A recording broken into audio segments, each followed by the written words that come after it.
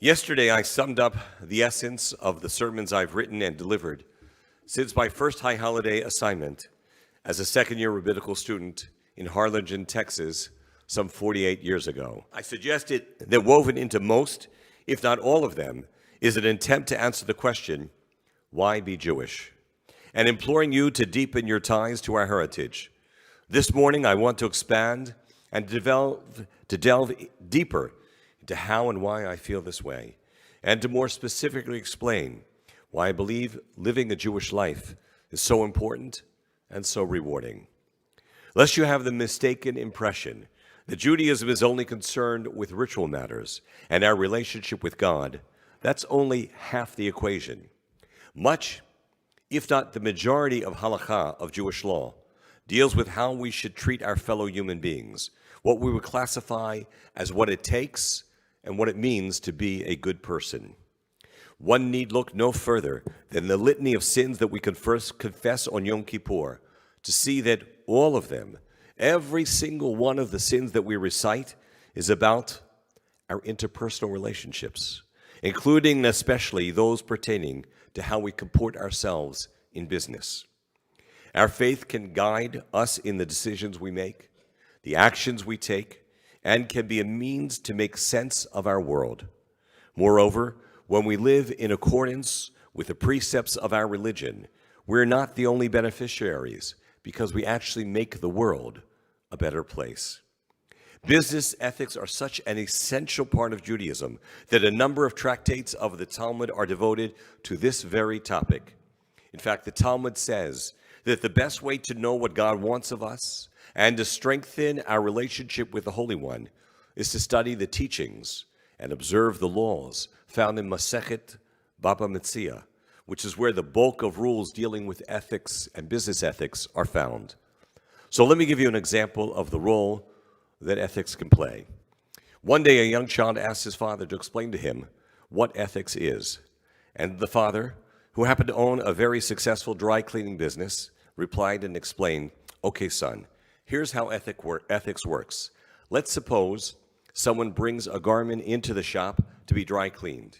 And then let's just suppose I find $100 in one of his pockets. This is an ethical dilemma, and I'm forced to consider what to do with the money. So I ask myself an ethical question, and that is, do I tell my partner about the money or not?"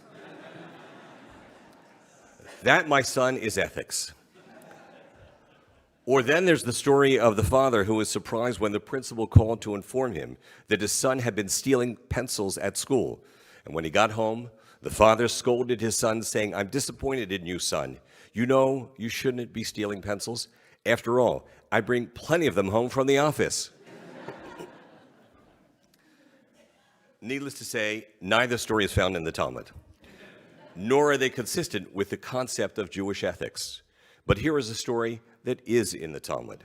It's the story of Rabbi Shimon ben Shetach, a poor man who gave money to his students and sent them to buy a mule to help with the loads he carried when making deliveries. After the sale was completed, his students discovered a precious jewel in the saddle of the donkey. And so the students were elated, and they said it surely was God's intention for the rabbi to have the jewel as a reward for his piety. They told him that now he was wealthy. Now that he was wealthy, he would no longer need to work and would be able to devote his time to study and teach Torah. But Rabbi Shimon ben Shetach would have none of it. He felt it would be stealing, and so he told his students, "I bought and paid for a mule, not a mule and a diamond."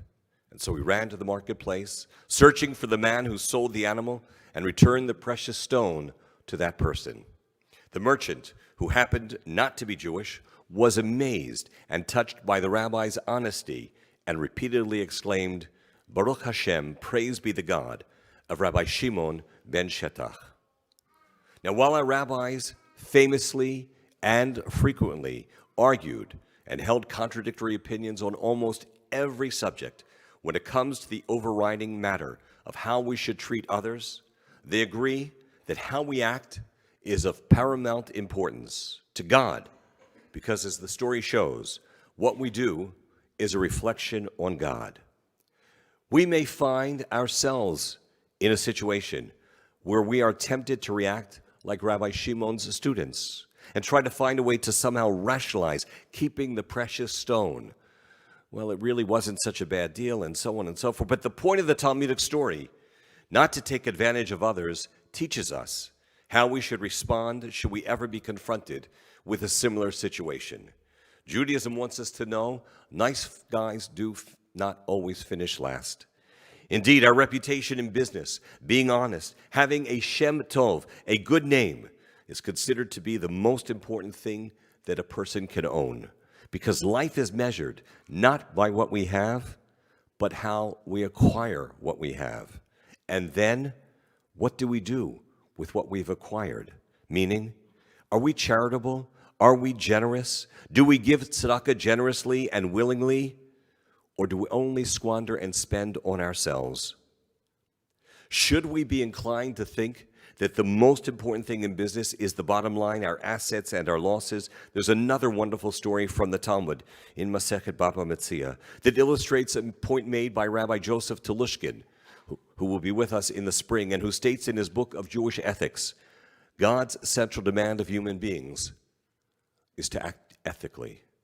The story is about porters who dropped and broke barrels of expensive wine that they were transporting for Rabbi Bar Chana. Rabbah took their jackets to compensate for the financial loss he incurred because of their carelessness dropping and spilling of all of his merchandise. Well, the porters went and they complained to another rabbinic sage who said Rabbah was not entitled to keep the garments, and he ordered him to return them to the workers. And once the clothing was returned, the same porters went, and then they asked to be paid for the work they did, claiming that although they broke the merchandise, they deserved to be paid because they had performed work, were hungry, and needed to provide for their families. Guided by the edict in the Torah to treat workers fairly, Rabbah was ordered by the Beit Din to pay them their wages. Judaism recognizes that the evil inclination, our Yetzer Hara, the temptation to not do the right thing, is very strong, and that one of the reasons why we need Torah is to help combat it and to provide us with the tools to suppress and overcome it. The ethical principles in the Torah and other ancient teachings are eternal, and they still apply today to how we live and how we should conduct business, and show that we do not need to be ruthless to succeed. One of the first questions we will be asked when we seek admittance into heaven according to our rabbis is, were you honest in your business dealings? It reminds me of the story about a guy who was on his deathbed. He was about to face his maker, and so he asked to see his business partner of many, many years. He wanted to die with a clean conscience. And so he confessed, Sid, I have to tell you, remember many years ago, someone gave our competitor inside information that caused our stock to fall? Well, that was me. And remember the time someone broke into our warehouse and stood a good chunk of our inventory? I was behind that as well. The partner listens to this and other transgressions that his partner had committed over the years, and which now, as he's about to die, he's admitting for the first time to having done. The partner listened, and he told him not to worry. Everything is forgiven. And the dying man was so impressed. He was touched by how magnanimous his partner was. And he asked him, and he says to him, Sid, I'm so surprised. I thought you'd be upset with me. I am so touched. How can you be so understanding and forgiving after I tell you all that I've done? And at that moment, Sid reaches out, holds his partner's hand, looks into his eyes, and says to him, Mel, who do you think gave you the poison?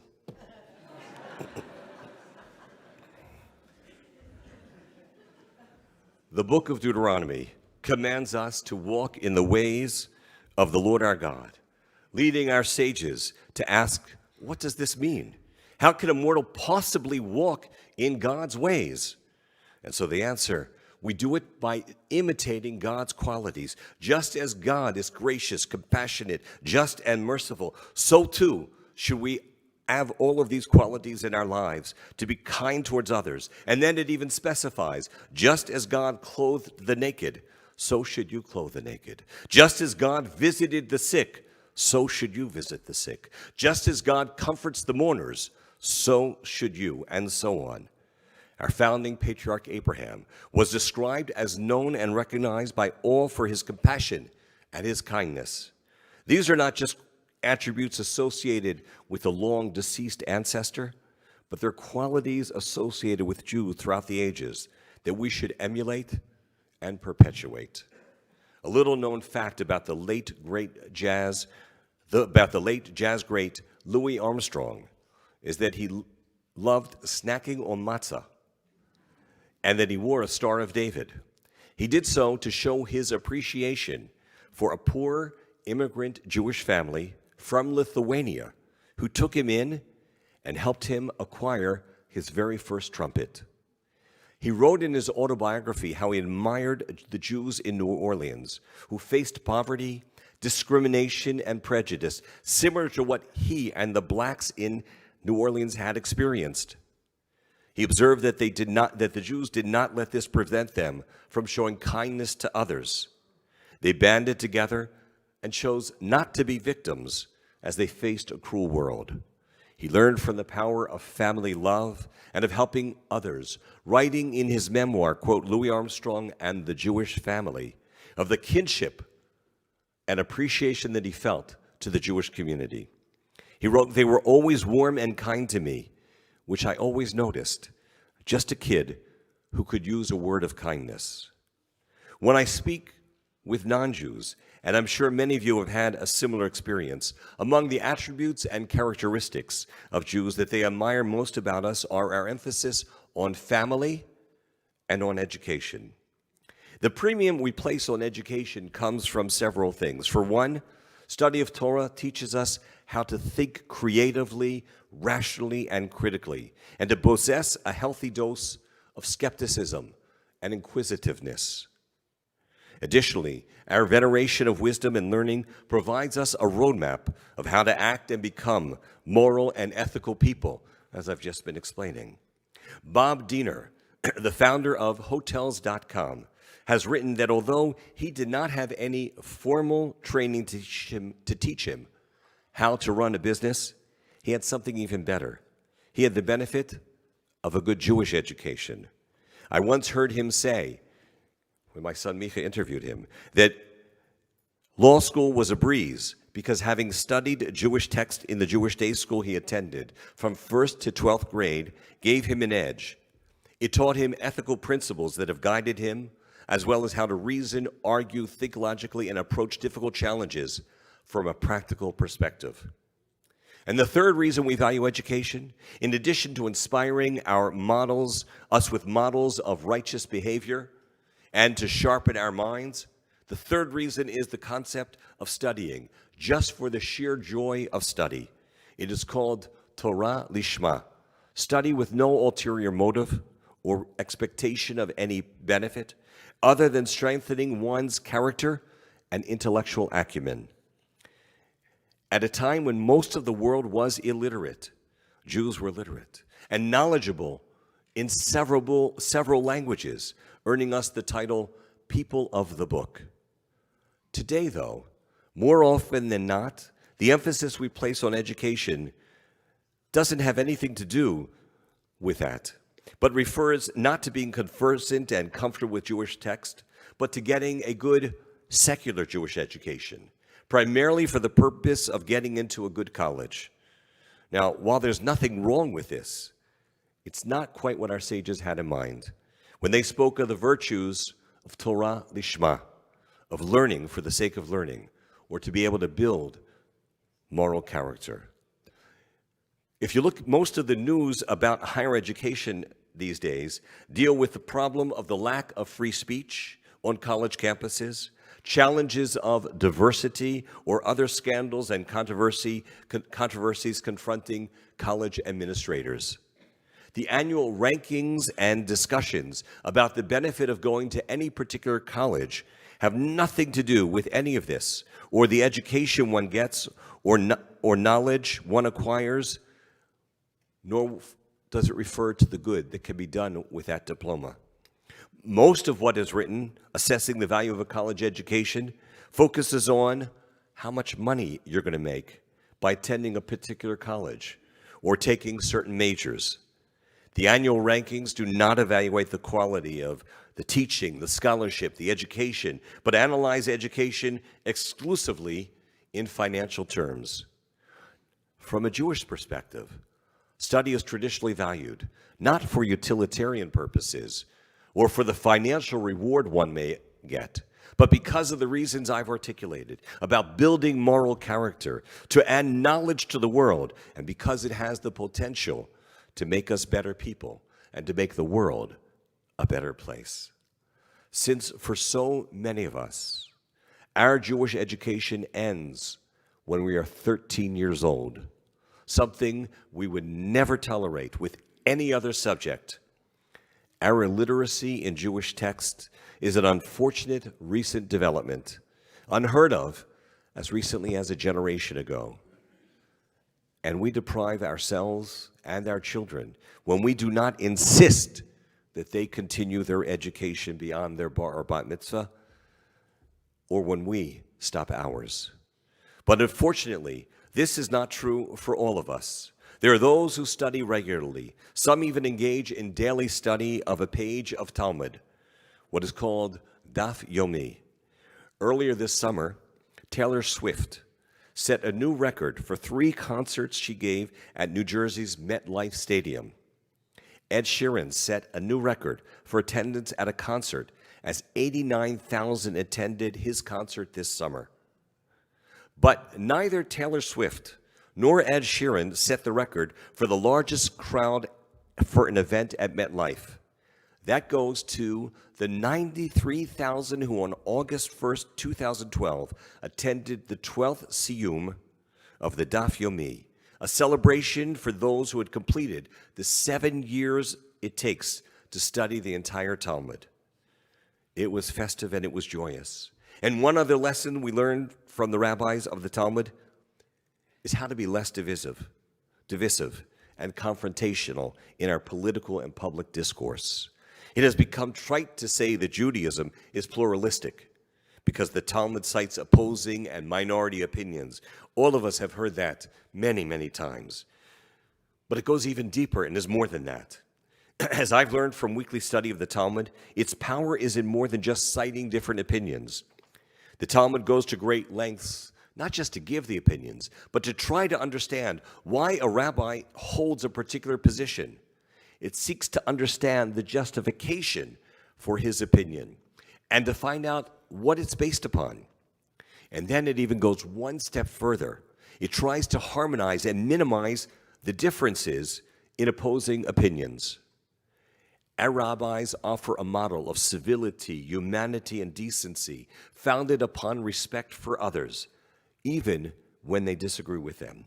So imagine if instead of hurling insults at those with whom we disagree and going out of our way to disparage and speak derogatorily towards our ideological or political opponents, sometimes people we even agree with, we sought to understand the position of the other side. This lesson applies not just to us in America. It's something that Israel's democracy and leaders can learn from as well.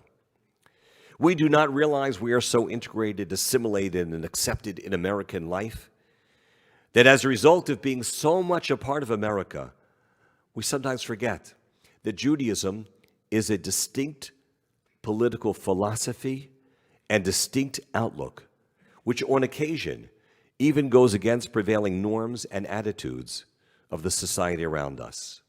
An example of Judaism's unique approach is that whereas America is a country built on the principle of individual rights and privileges, Judaism places more of an emphasis on our obligations and our responsibilities.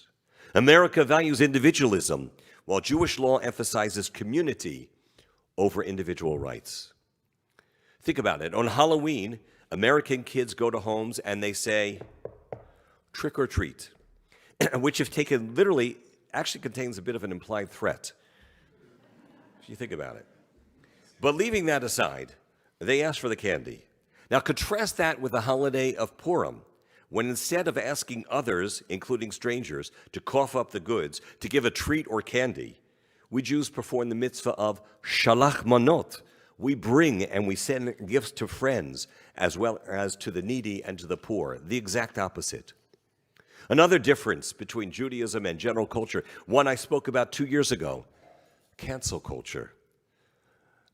Our tradition prefers teshuvah, giving someone the chance to apologize, giving another person the opportunity to make amends rather than just canceling them, writing them out of our lives, whether it pertains to individuals in the public limelight or in our personal relationships with family and friends. That's part of the message of the Aseret Yemei Teshuvah, to reach out to those from whom we have become distant, not to cancel them. And even the concept of kashrut, which restricts certain foods and Shabbat, setting aside a day of rest each week when we refrain from work, technology, handling money, and normal activities, that's grounded in the notion that not all is permitted, which again distinguishes us from the rest of secular Western society. And finally, in a world that is concerned with the here and now, we believe we are responsible for the world we live in and the world we leave to the next generation. A famous story from the Talmud of Choni HaMa'agel illustrates this. He once saw an old man who was planting a tree and paused to ask him why he's bothering to plant a tree, since he will not live long enough to be able to enjoy its fruit. It won't really be productive for many, many years. And the man replied and said, just as my ancestors who came before me planted trees so I would be able to enjoy their fruit, so too am I obligated to plant for those who will come after me. One of our greatest gifts to humanity is the concept of tikkun olam, correcting, repairing, and improving the world. It is our responsibility to future generations. When Simcha and I recently had dinner with Governor Westmore and his wife, he was moved by a passage I shared with him from the Talmud that proclaims, we are not obligated to complete that task, but neither are we free to desist from it, asking me to repeat it. Lo alecha hamlacha ligmor. It's not your responsibility to complete it, but neither are you free to desist from it. So on this day, when we celebrate the creation of the world, we should be especially cognizant of our role as God's partners in creation. It means that we have a sacred responsibility to care for the earth that has been entrusted to us and to protect the environment and the ecology, doing our part to limit pollution and the waste of precious limited natural resources, to mitigate against the disastrous consequences of climate change, are all part of our responsibility as Jews and part of the Jewish imperative that has been given unto us. It really comes down to the question of what kind of world do we want to live in and what kind of world do we want to leave to our children and the next generation. Expanding on the dictum, Derech Eretz Kadma LeTorah, being considerate of others, takes precedence over all of Torah. Rabbi Joseph Soloveitchik said, quote, religion helps to capture, preserve, and perpetuate our values. So to the questions to be considered yesterday and today of why and how to be Jewish, practicing and living values such as honesty, modesty, compassion, fairness, respecting the dignity of all, and caring for others, those are all among the hallmarks of Jewish ethics and the Jewish way of life, and are part of the answer to the question I've sought to address over the years, why be Jewish? And so I conclude with a story of a man who showed his rabbi that the will that he had drawn up, leaving his children all his assets and valuables. The rabbi read it, looked at it, and told him it was nice. But he said to the man, you haven't left them enough. The man incredulously asked and said, what do you mean, Rabbi? I left them everything I have. I'm giving them all of my possession, all of my money. And the rabbi replied somewhat stoically, you should leave not just your valuables to your children, but also your values. So may we leave our values to our children. So may we perpetuate the message that's given to us. And then we understand the beauty and power and importance of being Jewish. And let us say amen.